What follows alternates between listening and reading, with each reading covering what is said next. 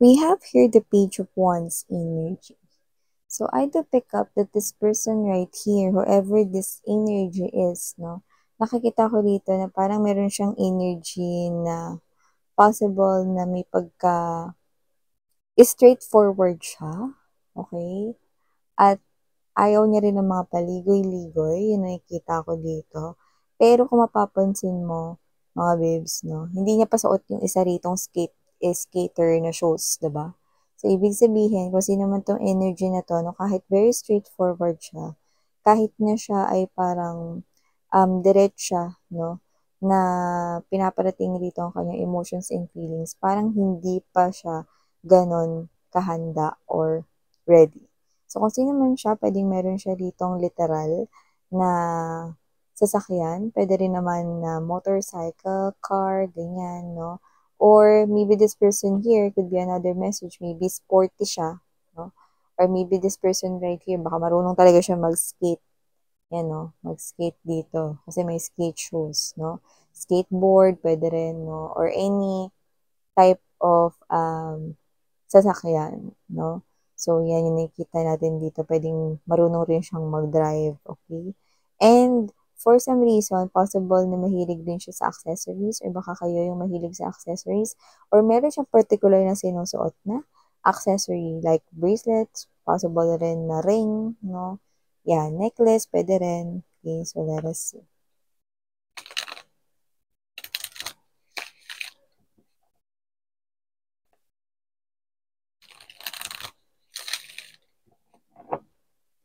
So, we have here the Ten of Wands energy. See?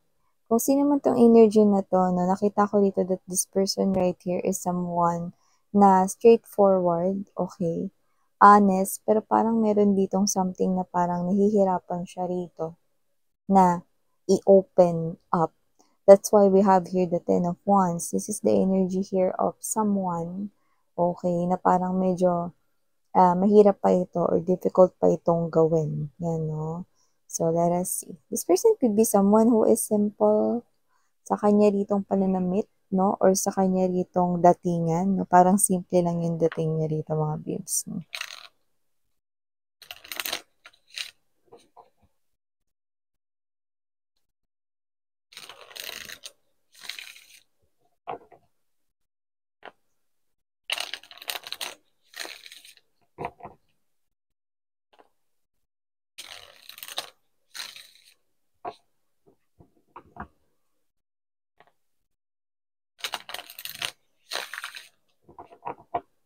Okay.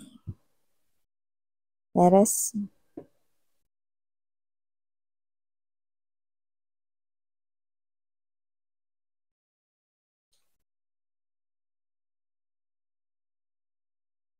Oh, we have here the King of Cups and the Four of Swords energy. Ito yung klase ng energy nagpipigil dito, no? Pero tingnan muna natin lahat no kung ano pa yung mga pwede nating malaman about this, no, guys? So, let us keep on moving. Okay. Have here the Five of Swords. Interesting. Seven of Cups. Moon card, there's something this person here is hiding. This person here is hiding some kind of secret here from you. So we have here number 18, no, standing out, and maybe yun ang birth date ninyo or birth date niya, or is it a special number here, no, for you or for this person. But with number 18, when you add it, 1 plus 8, you will get 9. And 9 is the number of wish. So, kung ano man yung sekreto na to na tinatago niya sa inyo, no, parang ito ay may kinalaman sa kanyang desire or sa kanyang wish. So, let's keep moving. Three of Cups. Temperance energy, yes. Trying to be patient. This could be your workmate right here with the Three of Pentacles energy, but for others, this could be your friend or one of your friend with the Three of Cups, but we'll definitely look out for other informations. Let's keep moving. Ooh, interesting. Okay. Yeah, may pagpipigil talaga dito, no? So, yun mga babes, no? Okay. We're seeing a stop sign, no? Or pause right here, no? And Four of Swords also means pause, temporary break. Page of Cups, Ace of Cups, okay. Strength card and beautiful, King of Swords energy. May desisyon akong nakikita dito sa taong ito, no? Sa bottom of the deck with the King of Swords. But I'm gonna tell it sa inyo further. Let me just greet everybody first. Hi and hello there, new subscribers. My name is Yan. Welcome here. Sa ating mga returning na tambayers, thank you sa inyong walang sawang pagtambay at pag-antabay dito. So yeah, wala tayong gender dito, you know that. Babae, lalaki, LGBT, lahat welcome. Pwede rin iswap at iswitch yung mga roles dahil possible talaga magkapalit-palit because ito ay isang general reading. And everybody, at the end of the day, you have your free will. Like malaya nyo yung gamitin, it's up to you, no? Whether you want to claim the messages or not. So, please be advised that timeless din ang ating mga readings. So, pwedeng ito ay nangyari na to some of you. To some of you, pwedeng nangyayari na ngayon sa kasalukuyang panahon or present moment. And to some of you, ay pwedeng hindi pa isang prediction sa inyong future. But definitely, you're connecting here with someone. King of Cups, Four of Swords, Five of Swords energy. So, I do pick up right here, someone's nagpipigil. Okay? Nagpipigil dito mga babes, no? Na, na lumabas ang kanyang tunay na emosyon sa inyo. I'm seeing a ring, no? Na nakalagay dito, yan, no? Sa kanyang palasingsingan, yan, no? This person right here is someone who fantasize about you. At kung ano yung kanyang pinafantasize dito about you is that he or she is married with you. So, definitely, this person right here is imagining, no? Na kayong dalawa yung ikinasal, kayong dalawa yung mag-asawa, kayong dalawa yung magkasintahan, mag-boyfriend-girlfriend, no? Kayong dalawa ay may deep connection or merong relationship, no? When it comes to love, no? Pero bakit nagpipigil itong person na to, no? Like what I've told you guys, no? Like what I've mentioned earlier, this person here is appearing, no? As the Three of Cups and the Three of Coins. So, this person right here is someone, no, na hindi niya nare-reveal pa ang kanyang true emotions and feelings for you, you know, nakatago yung kanyang face. Natakpan ng baso, no, hindi natin makita, no. So, this person right here is hiding some kind of secret with this mirror right here, the moon energy, no. The truth is being reflected, no, right sa ating mga cards dito. So, definitely, isa siya, no, at nakuha ng atensyon ko yung mga prutas sa mesa, yung mga gulay, mga prutas, no, meaning to say, kung sino man tong energy na to, no, this is one of your truest friend. So, definitely, isa sa mga best friends mo or isa sa mga closest friends mo. Kaya kung sino man to, pwedeng one of your friends, pwede rin naman na isa sa mga katrabaho mo na parang kaibigan mo na rin, lalo na kung matagal mo na silang katrabaho dito. So, they're not yet revealing, no, their true feelings for you guys, no. So, this person some kind of sweet, yan, no. So, kung sino man tong energy na to, no, sweet siya, and at the same time, meron din tayong other clues na nakukuha. So, pwedeng siya ay mahilig sa sweets, no, or there's something about sweets, no. Pero definitely, no, strong message is romantic siya and sweet when it comes to love, no. And this person here with the temperance energy right at the center of this reading, yeah, aside from this person here is someone na nagpipigil ng emotions and feelings for you. This person right here is also trying to be patient, no, sa inyong situations right now. So, yun yung nakikita ko rito. That's why this person here is acting some kind of cold. Yeah, look at that, no? We have here the ice, no? Yung ice cubes dyan, no? So, nakikita ko rito na lumalabas rito sa reading ninyo, no, na naiinis kayo dito sa inyo ritong katrabaho or inyo ritong friend, no, because the Five of Swords is very evident right here. Ano ba ibig sabihin nun, Miss Yan, no? Parang feeling ninyo lagi na lang siyang galit sa inyo. Parang feeling ninyo lagi na lang siyang asar sa inyo. Parang feeling ninyo lagi na lang siyang inis sa inyo, lagi na lang siyang imbierna sa inyo with the Five of Swords energy, parang feeling ninyo, lagi niya kayong inaaway dito. You know? Pero, little did you know the reason, okay? This person here, okay, naku-confuse kayo with the Seven of Cups energy kung anong pinapakita niya. But definitely, this person right here is reflecting me the truth about all of these behaviors, no? Na parang feeling mo, inaaway ka niya, parang feeling mo, lagi na lang siya naghahanap ng gulo dito, no? So, parang lagi kanyang sinisita rito na but this person right here is someone na nagki-care sa'yo. So, yung iba dito mga babes, no, di ko naman sinasabing may pagka-clumsy kayo, pero yung iba, yes, no? And this person right here hates the fact that you are someone here, no, na nakikita at nawi-witness niya rito, no, na pwedeng na aksidente, no, hindi aksidente na malaki ha. Parang sa pagiging clumsy ng iba, no, pwedeng mabilis maumpog, no, or kayo to na hindi ninyo nakikita yung mga nasa paligid ninyo, kaya natatalisod kayo, yung mga ganon, no. Dun sa talagang literal na ibig sabihin ng clumsy, no. So this person, ano ba naman yan? Ang lampa mo naman, wag mo naman yung ano, kasi ikaw rin yung napapahamak eh. Ano? Baka mamaya magkasugat ka pa dyan. You know, parang ganun siya sa'yo. Parang nagger siya.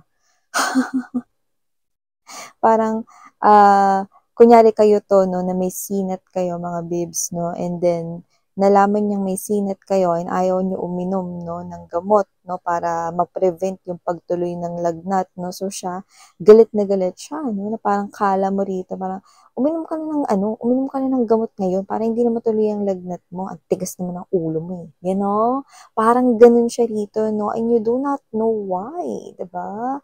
Why is this person right here overreacting, no? Parang kayo to, hindi okay lang, hindi pa naman to lagnat eh. Kulit mo naman, tigas naman ang ulo mo. Yeah, little did you know, this person right here is nag-care sa'yo. Pero with the King of Cups energy, this person right here, no, kaya ganyan yung pinapakita niya, no, kasi ayaw niya nang napapahama kayo, ayaw niya, no, nang nasasaktan kayo in any shape, way, or form. So definitely, maybe this person right here is confusing you kasi hindi pa rin siya ready rito to reveal his or her emotions and feelings for you. That's why this person here is just trying to be quiet, no? And trying to be patient, no? And this person here is a little bit cold, no? But this person here, I'm telling you, he or she is a faithful one. Look at that. We're seeing a dog, you know? So whoever this energy is, he or she is faithful, no? And with this big body of water, this person's emotions and feelings for you are all real, are all true. You know, you are a wish fulfillment for this person here. I'm seeing number 9. And with the moon card energy, this is his or her biggest secret, no? Yan yung nakikita natin dito. And with the Ace of Wands, definitely, hindi ko madedenay, this person right here wants that passionate new beginning here with you guys. No? This person right here is so comfortable in your presence. This person right here, you know, ang gusto lang kasi niya dito is lagi kang okay, no? Pero yung iba sa inyo, parang lapitin talaga kayo ng ano, mga minor accidents kagaya ng mauumpog yung tuhod nyo, yung siko ninyo, no? Or kayo ito na parang nakikita nitong person na to na may pagka-weak or whatever, no? So, iba-ibang situations nun. Hindi lang about health, okay? Pero ayaw niya nakikita kayo ditong parang nahihirapan or parang ayaw niya nakikita kayo rito na parang um, nagsisuffer, no? Kahit na maliit lang yun para sa inyo. So, definitely, this person right here is may care siya sa inyo, pero hindi nga lang niya ito mapakita, no? In a sweet way, but this person's sweet, okay? So, nakikita natin dito that this person is someone here na talagang gusto na makapag-umpisa na, no? Kasi yung tagal niya, no? Tagal niya nang may gusto sa inyo rito. Gusto niya na makapagsimula na makapag-offer ng cup of love sa inyo, no, with the Page of Cups energy, and this person right here is appearing as the Ace of Cups, no, so yung tagal na yan, no. Puwedeng alam na nga rin ito ng mga taong malapit sa life niya, na kayo yung gusto niya 'no, kayo na lang yung walang alam. So, kasi naman 'tong energy na 'to na this person right here 'no, is nagkakaroon rito ng pause, nagkakaroon rito ng temporaring paghinto or temporaring stagnation. But this person, I'm seeing it 'no, that with the Strength card energy, King of Swords, beautiful 'no, kasi yun yung magiging desisyon niya, okay, in the upcoming months here for you guys. Definitely, this year 2025, this thing will happen 'no. So, nakita natin dito that this person will cut his or her mababang confidence, no? Puputulin niya na rito yung mababang confidence, no? At magiging courageous enough at magiging brave, more brave dito, no? Or braver, no? Para humarap ng buong tapang sa kanyang emotions and feelings. So I'm seeing this person right here with swords will communicate with you in the upcoming months, will confess, in other words, no, his or her emotions and feelings for you. With the King of Cups energy, this person do not want na mag-fantasize na lang about you guys, no? Gusto na nitong gumawa ng paraan, actions, no, para maging real at totoo na, no, yung kanya ritong mga fantasies about you. So definitely this person here will send you something online. That's what I'm picking up more likely na gagawin niya in the future, no? That future is in the upcoming months here for you guys. So definitely you will receive a message coming from this person through any of your social media. That's what I'm picking up. Could be Messenger, Facebook, Instagram, direct message. What else? Viber, could possibly be email as well, or even text message. Okay, so I do pick up that this person here will use the modern technology to communicate or to reach out to you. Yeah. So definitely this person right here, inaaway niya kayo, yes, no? Pero naba-bad trip siya 'no, kasi may pagka-clumsy daw kayo rito 'no, at naiinis siya rito every time na nakikita niya kayo nasasaktan. So, hindi niya kayo pinagbabalingan talaga rito 'no, sinisita niya kayo 'no, para maging aware kayo sa inyong surroundings na para maiwasan ninyo or ma-avoid ninyo yung mga, minor accidents everywhere 'no. So, this person right here is concerned sa inyo, nagke-care sa inyo. Why? Simple lang. Dahil may gusto siya sa'yo. Yan, oh. See? So, yeah, these are all the messages we've got right here for you, sweethearts. Again, okay? If you want to check out my other channel, yan, no, we do have other channel. You can click the link down below. So, meron tayong ina-upload na daily collective readings din po doon. So, yeah. Thank you so much again. I'm your Yana on me. Sarang Hail, Love and Light. And you.